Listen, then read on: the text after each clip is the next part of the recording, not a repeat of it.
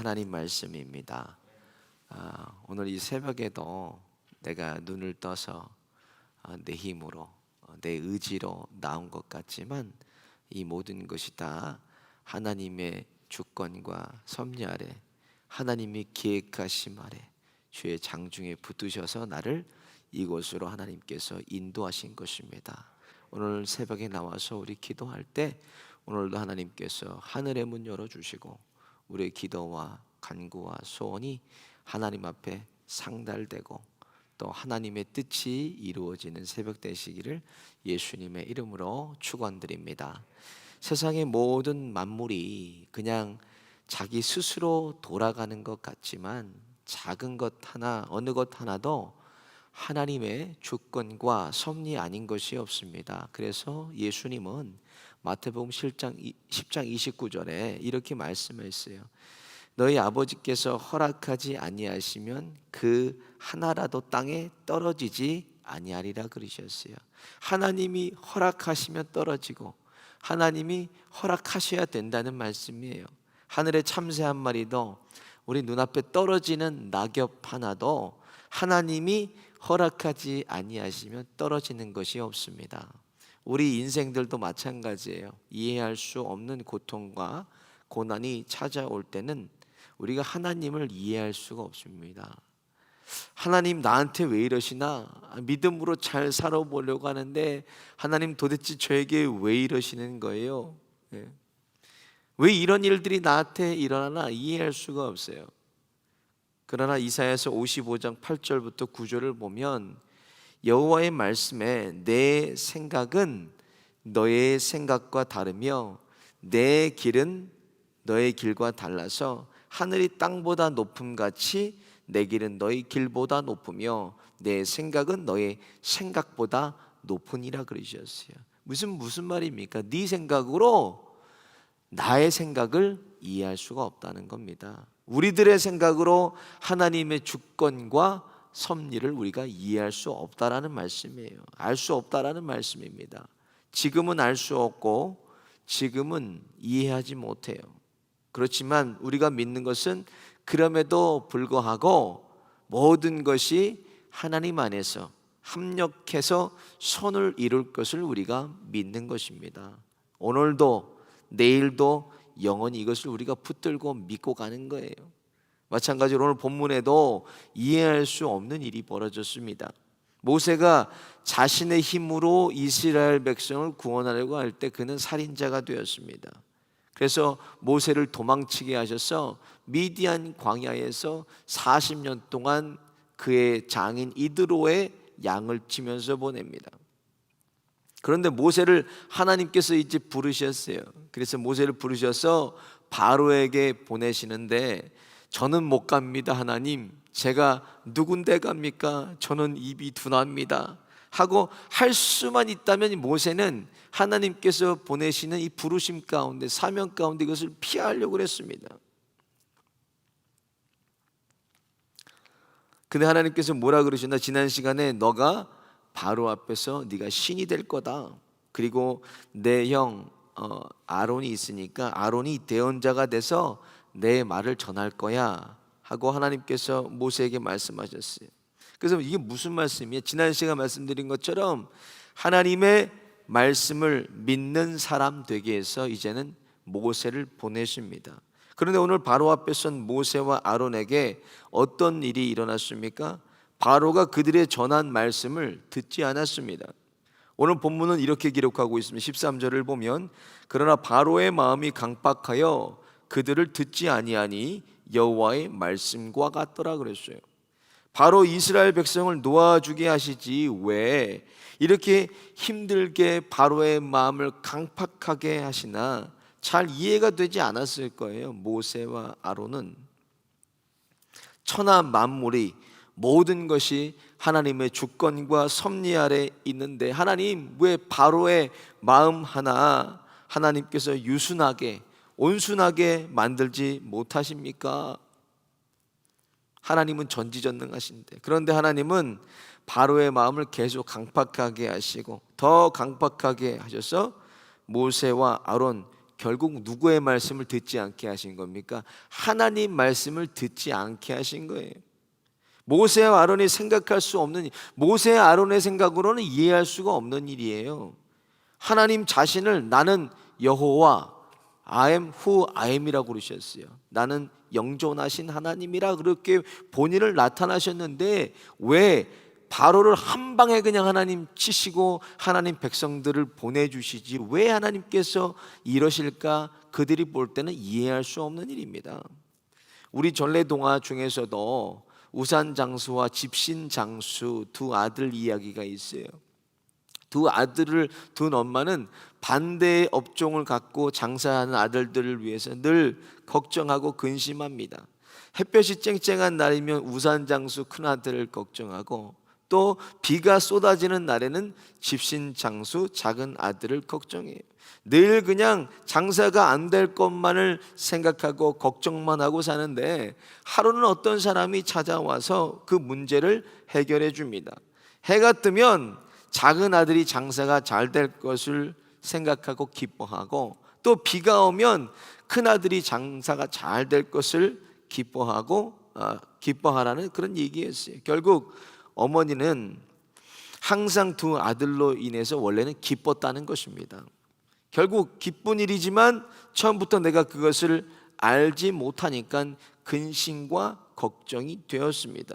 여러분 마찬가지입니다. 그때는 이해할 수가 없어요. 하나님의 뜻을. 그때는 왜 이런 하나님께서 고난과 아픔과 시험을 나에게 주시는지 그것을 이해할 수 없지만 하나님은 항상 우리에게 가장 좋은 것을 주시는 아버지 하나님이십니다.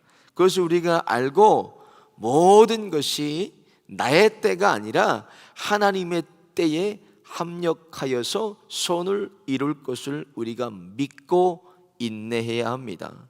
바로의 마음을 강박하게 하시고 모세와 아론의 말을 듣지 않은 이유를 보니까 오늘 보면 17절에 이렇게 기록되어 있습니다. 여호와가 이같이 이르노니 내가 이로 인하여 나를 여호와인 줄 알리라 그랬어요. 오직 하나님만이 하실 수 있는 놀라운 기적을 통해서 애국 백성이 오직 하나님 여호와만이 영존하시는 참 하나님이심을 알게 하려 하시기 위해서 바로의 마음을 강팍하게 하셨다는 것입니다. 오늘 본문에도 하나님께서 말씀하신 대로 나일강에 가서 지팡이를 치니까 강 위에 온 땅의 호수와 모든 나무 돌 그릇에 담긴 물까지 모두 피로 변했습니다. 나일강의 고기가 죽어서 악취가 나서 물도 마시지 못하게 됐습니다. 그런데 보면 여전히 22절에 보니까 술객들도 술법으로 똑같이 그것을 보여줬다고 기록되어 있습니다. 표면상으로 보여지는 것은 같지만 이것은 본질이 다른 얘기입니다. 무슨 말입니까? 성령에게서 이것이 왔는지 사단에게서 왔는지 잘 분별하라는 말씀입니다. 그래서 요한일서 4장 1절에는 사랑하는 자들아 영을 다 믿지 말고 오직 영들이 하나님께 속하였나 시험하라. 많은 거짓 선지자가 세상에 나왔습니다 그러셨어요. 성령이 하시는 일은 애굽의 술객들도 마술을 부리고 요술을 부리는 그런 규모가 아닙니다. 성령님이 하시는 것은 천지 만물을 주관하시는 하나님이시기 때문에 하나님께서 하시는 일은 규모가 달라요. 성령이 하시는 일은 우리가 생각하는 일과 규모가 다릅니다. 피재앙 이후에 보여질 이제 9가지 재앙들도 사탄의 힘을 빌려서 그것을 따라할 수 있는 재앙이 아닙니다. 보면은 이후에 개구리 재앙까지는 술객들도 따라해요. 요술을 부립니다. 사탄의 힘을 빌려서 그것을 따라하는데 이, 파리, 가축의 전염병 다 따라하지 못합니다. 그리고 다음에는 악성 종기가 나는데 이것도 사단의 힘을 빌려서 따라하지를 못해요. 오히려 성경은 어떻게 기록하고 있나? 요술을 부리는 술객들도 각종 악성 종기가 났다고 성경에 기록되어 있어요. 악성 종기가 났어요. 술객들도. 그렇지만 이 모든 재앙은 하나님의 백성이 머문 고센 땅에는 내리지를 않습니다. 고센 땅은 피해가요. 사단마귀 귀신도 영물이니까 속일 수 있어요. 그러나 이미 예수님의 십자가 영광에 패한 놈들이기 때문에 할 수 없는 것이 더 많다는 것입니다. 그런데 사람은요, 이 거짓의 영들에게 속아서 거짓 선지자들의 이적과 기사를 쫓는 사람들이 많습니다. 한국에만 약 200개의 사이비 집단이 있다는 거예요. 그리고 200만 명의 신도들이 그들을 따르고 있고, 아직도 40명이나 되는 사람들이 자신이 예수라고 주장한다는 거예요. 왜 이런 기사와 이적을 조심해야 합니까? 그것을 통해서 오늘 본문 말씀처럼 내가 나를 여호와인 줄 알리라, 그것을 통해서 예수의 십자가가 드러나고 하나님 한 분이 영광을 받으셔야 되는데, 이것을 사람이 가로채기 때문에 거짓 선지자 사단의 힘을 빌려서 이적과 기사를 나타내는 것입니다. 그런데 미혹되니까 그것을 통해 십자가 바라보고 하나님의 영광을 봐야 되는데 무엇을 본다는 거예요? 사람만 본다는 거예요. 사람만 쫓는다는 것입니다. 제가 아주 어렸을 때 한국에서는 이 박태선이라는 장로를 모르는 사람이 없어요. 제가 아주 어렸을 때 한강 모래판에다가 텐트를 크게 설치하고 4만 명, 5만 명이 집회에 모여서 5일간 부흥 집회를 갖고 각종 병든 자들이 다 고침을 받았어요. 벙어리도 고침을 받고 안진뱅이가 일어나서 걷고 뛰고 하나님을 찬양하고 그 당시 의학으로 고치지 못하는 각종 병에서 치유를 받았다고 합니다. 심지어는 당시 상공부 장관, 초대 내무부 장관의 아내 등이 치유를 경험했다고 합니다. 큰 능력이 나타나면 박태선 장로가 하나님께 영광을 돌려서 내가 나를 여호와인 줄 알리라가 돼야 되는데, 자신이 무엇으로 둔갑했어요? 재림 예수로 자신을 둔갑시켜 버렸습니다. 그리고 자신은 죽지 않고 영생한다고 말하면서 천부교란 종교를 만들었어요.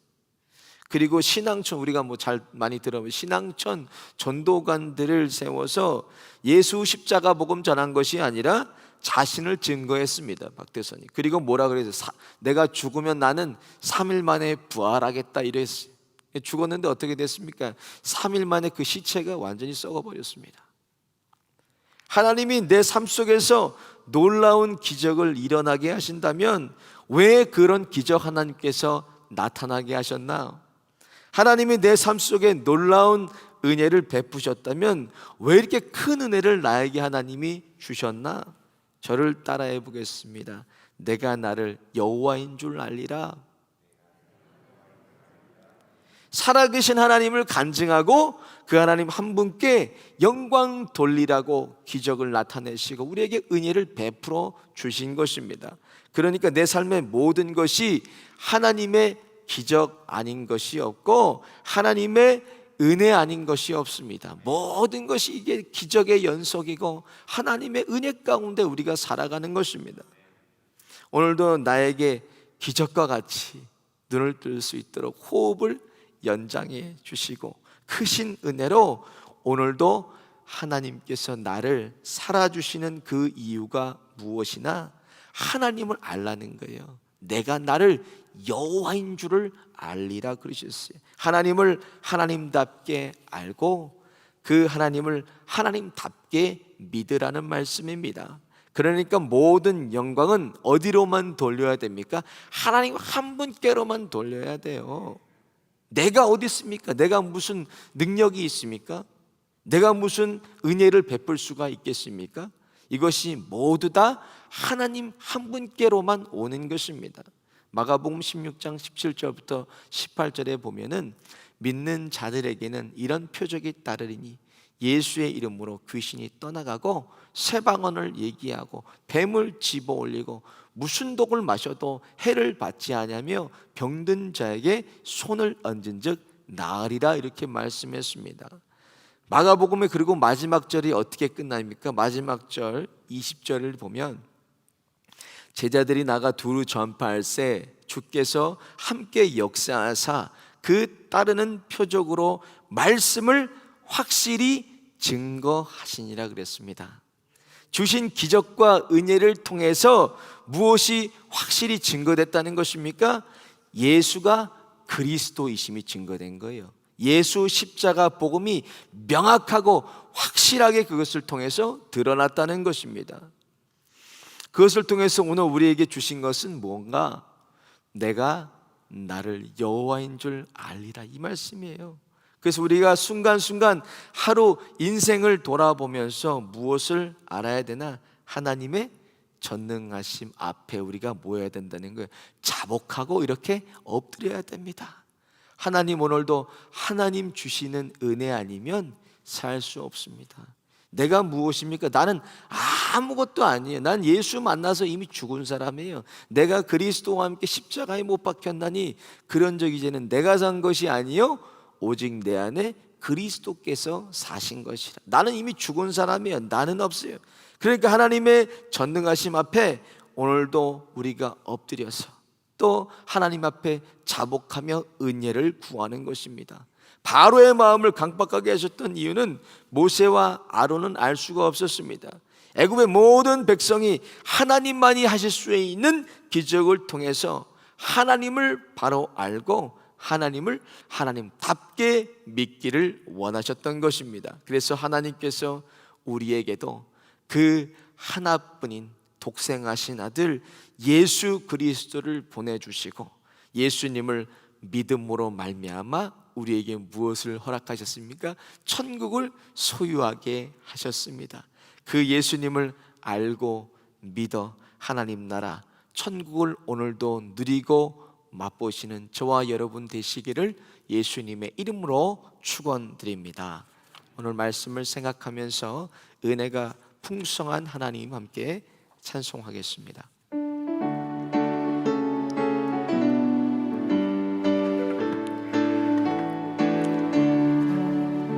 은혜가 풍성한 하나님, 믿는 자 한 사람 한 사람 어제나 오늘도 변찮고 보호해 주시네. 주여 성령의 은사들 오늘도 내려 주소서. 성령의 뜨거운 불로서 오늘도 충만케 하소서.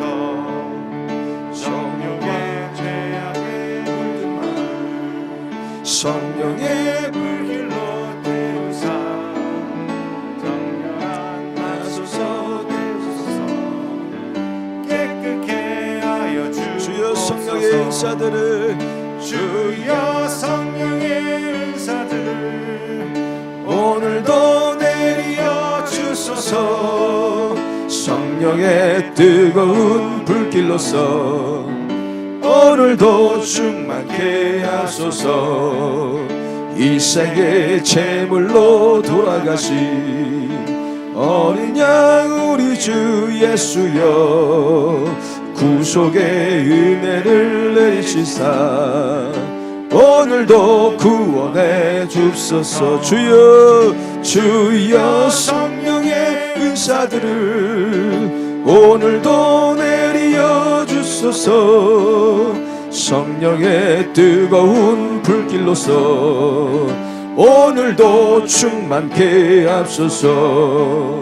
주님의 기쁘신 은혜만을 세상에 널리 전하리니 하늘의 능력과 권세로서 오늘도 입혀주 주여 성령의 은사들을 오늘도 내려 주소서. 성령의 뜨거운 불길로서 오늘도 충만케 주님의 기쁘신 은혜만을 세상에 널리 전하리라. 하늘의 능력과 권세로서 오늘도 입혀주 주여 성령의 은사들을 오늘도 내려 주소서. 성령의 뜨거운 불길로서 오늘도 주님의 기쁘신 은혜만을 4절입니다. 주님의 기쁘신 은혜만을 세상에 널리 전하리니 하늘의 능력과 권세로서 오늘도 입혀주 주여 성령의 은사들을 오늘도 내려 주소서.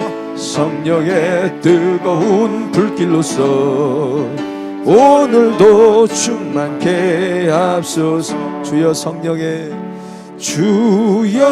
성령의 은사들을 오늘도 내려 주소서. 성령의 뜨거운 불길로서 오늘도 충만케 하소서. 아멘. 오늘 말씀을 생각하면서 함께 기도하겠습니다. 하나님, 오늘 하루 이 순간도 하나님의 은혜 아니면 살 수가 없습니다.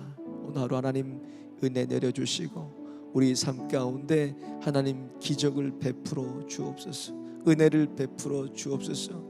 그걸 통하여서 기적 바라보고 하나님의 은혜 바라보는 것이 아니라 살아계신 하나님 보게 하여 주시고 그 살아계신 하나님을 만나는 하루가 될 수 있도록 하나님 오늘도 저희와 함께 하시고 하나님의 은혜와 기적을 베풀어 주옵소서. 주여 한번 부르짖고 함께 기도하겠습니다. 주여